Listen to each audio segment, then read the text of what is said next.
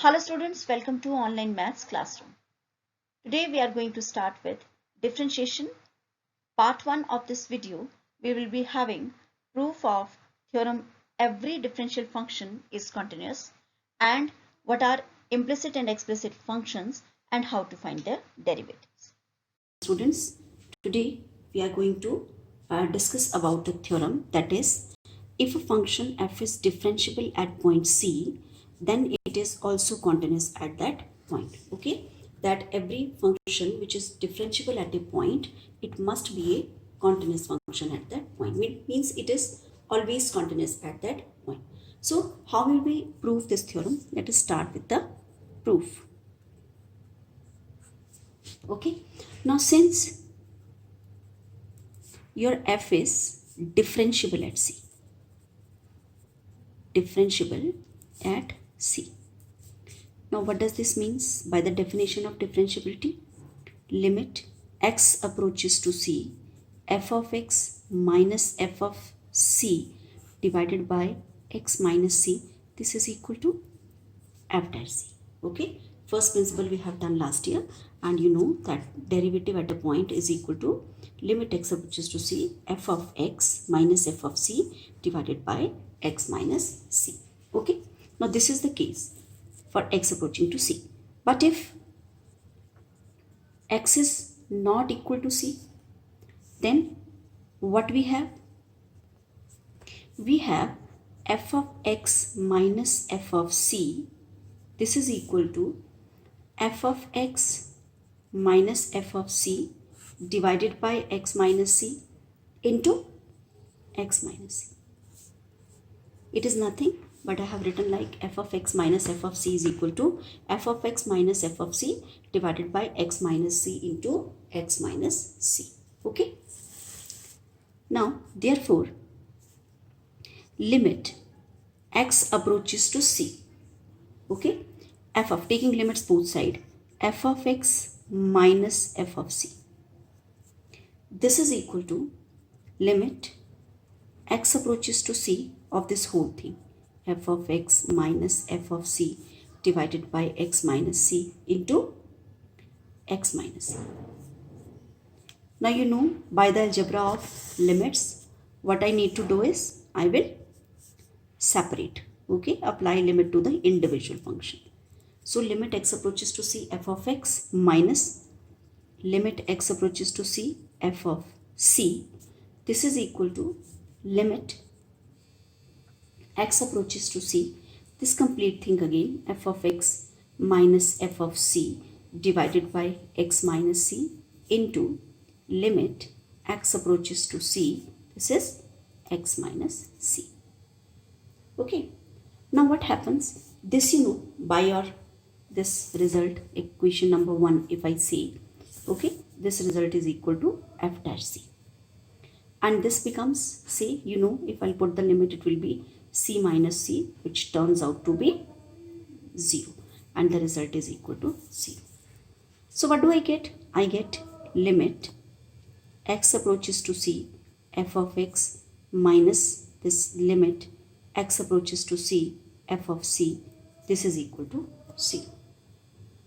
Okay, so that means, should I say that limit x approaches to C, f of x, this is equal to f of C? Okay, because limit x approaches to C of f of C is same as f of C. Okay, so shall I conclude, is this the definition of continuity? What does it mean? It means that f is continuous at x equal to C. Okay, we took that the function was differentiable at x equal to C by the definition.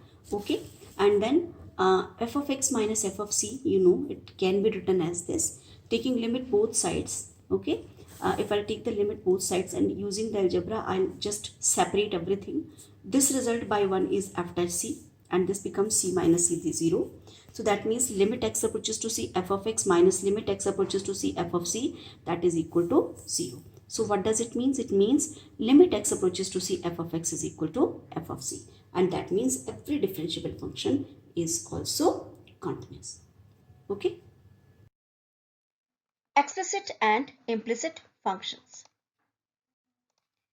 Let us see few examples of explicit functions. Okay, explicit functions are those functions in which the independent variable or dependent variable, they are on either side. Okay, and the dependent variable is expressed in terms of the independent variable. Okay, as y is equal to 3x minus 2, y equal to x square plus 5. They are the examples of explicit functions. And what are implicit functions? Implicit functions are those in which it is not possible to bifurcate or to separate the independent and dependent variables. You can see from here, like y square plus 2y into 4x square equal to 0, y raised to power 5 minus 3y square x square plus 2 is equal to 0. So these are those functions in which it is not possible to separate or express one function in the form of other. The difference between explicit and implicit functions. Firstly, we know that an explicit equation has y as the subject and just x as on the other side. Okay, like equations are like y equal to x cube plus x square minus 4x plus 7. Okay, for example, if we take the variables as y and x, and an implicit equation will have x's and y's, they will be mixed throughout the equation, like y cube plus x raised to power 4 plus 5y square minus 7x equal to 2, or xy plus x square y minus xy cube equal to 0. Okay, so sometimes what happens that we can change an implicit equation to explicit one.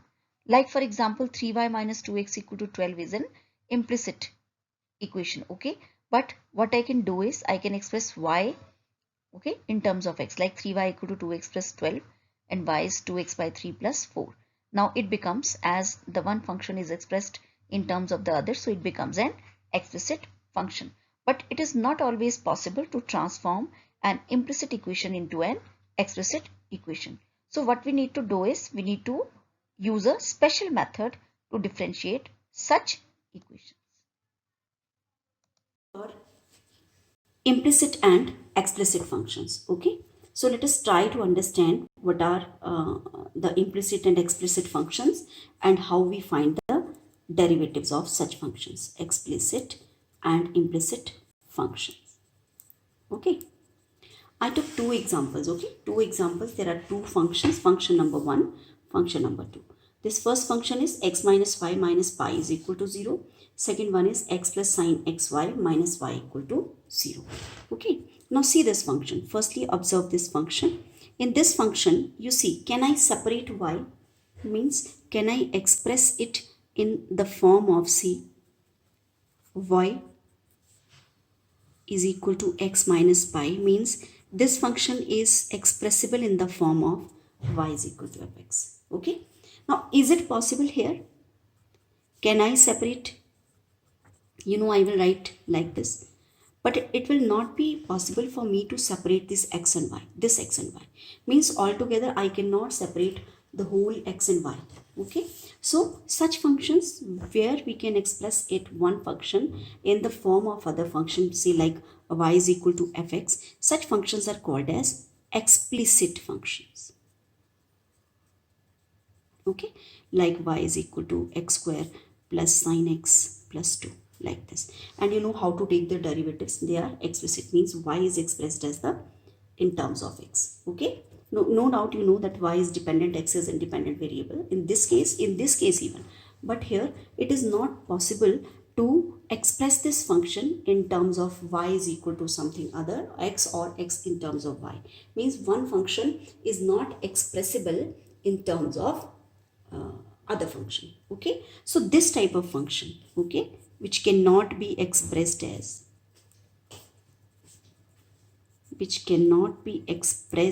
the kind y, say, cannot be expressed as of the form y is equal to x fx, like, okay, or x is equal to f of y. So such functions, they are called as implicit functions. Okay, now how to take the derivatives? You will find so many cases. Okay, when we will say your exercise 5.3, if I take my exercise 5.3, you will find, say, let us take the examples of some function, say first question is 2x plus 3y is equal to sine x. Okay, so you very well know I can express it as 3y is equal to sine x minus 2x. Okay, even 3 can be taken to the denominator. Okay, so this function is a explicit function. Okay, this kind. And the second one, say if I take one example, say question number 5 is there, which is of this kind, x square plus xy plus y square equal to 100. Now you see I cannot separate y completely. Okay, no doubt if I'll be expressing a, okay, in terms of some particular function, some function will be there a part of this other portion also. Okay, you cannot separately write it.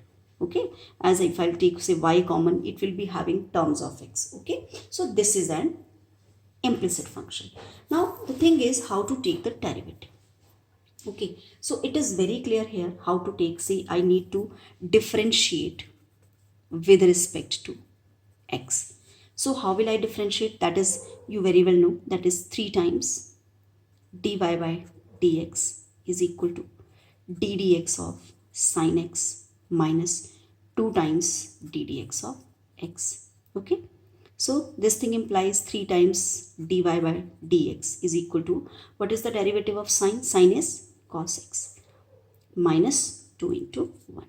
Okay, so I get it as dy by dx is equal to cos x minus 2 divided by 3. Okay, now there is no need to further solve it. It's okay like this also.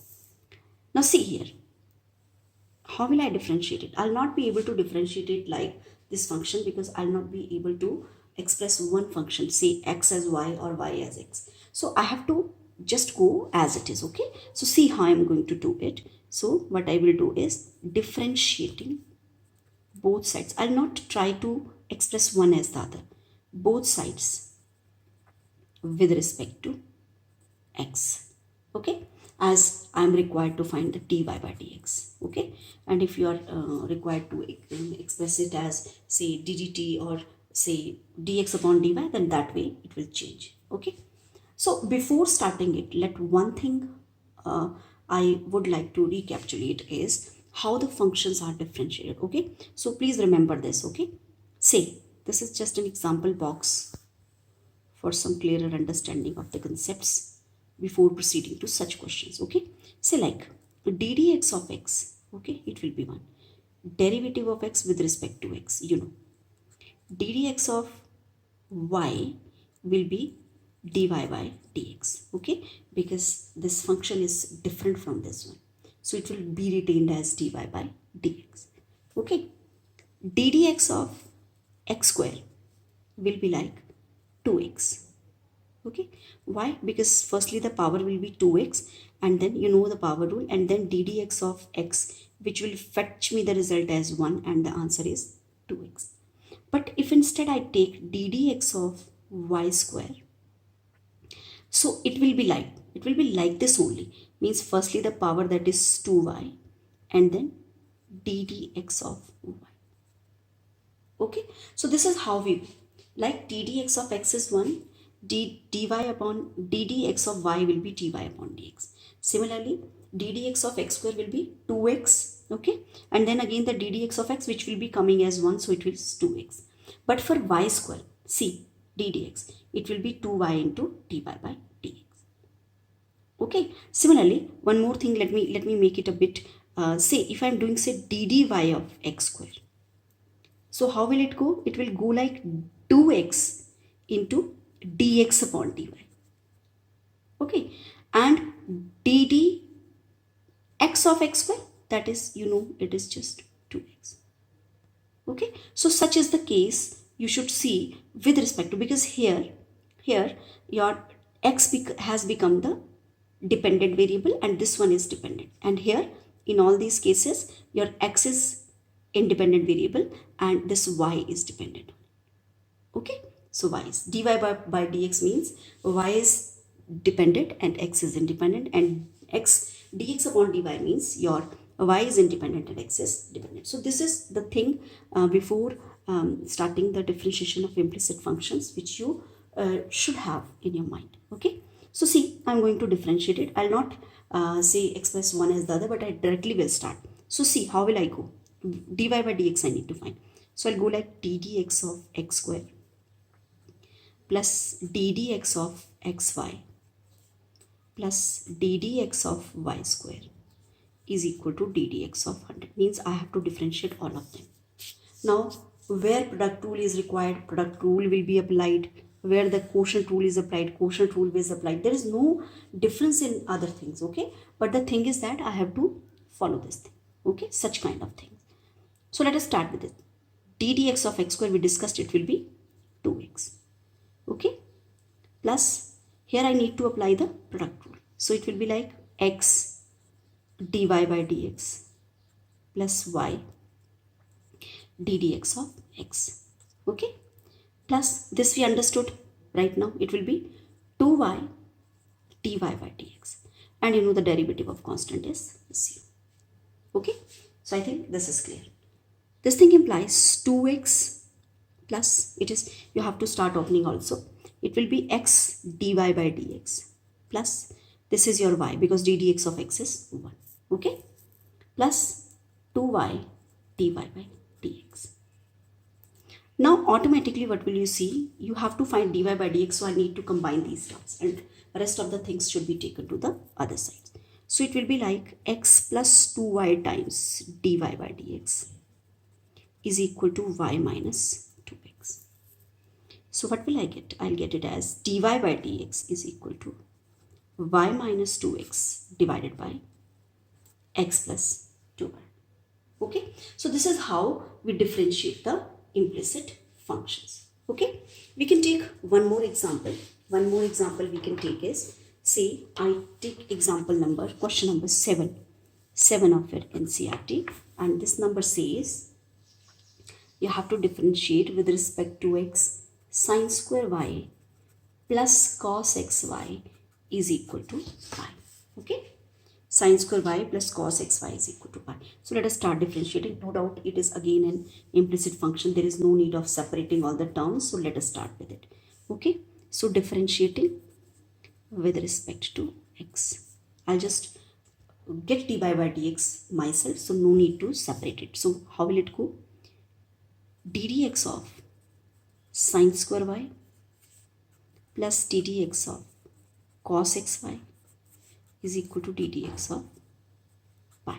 Okay, so now firstly the power rule, it will be 2 sine pi, then the derivative of sine pi, what is it, cos y, and then the derivative of this y, dy by dx. You know how chain rule is applied.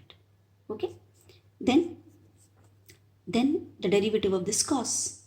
Okay, derivative of this cos, you know the derivative of cos is minus sine, so it will be minus sine xy. Okay, remember this, into d dx of xy, and the derivative, pi is a constant, derivative is 0.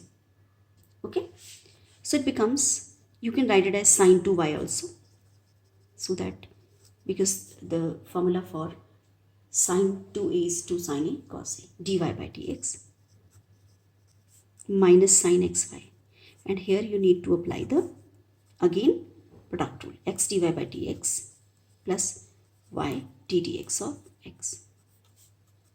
Okay, so I get sine 2y dy by dx minus sine xy, okay, and this x here and dy by dx, because I just need to open the terms also, and this d dx of x will be 1, so I'll just get y, so minus y sine of xy. Please be careful about the angles. Now these are the terms which I need to combine to get dy by dx. So I'll get it as dy by dx as sine 2y minus x sine of xy is equal to y sine x. This thing implies dy by dx is equal to y sine xy sine 2y sine xy. So this is how we get the derivative of implicit functions.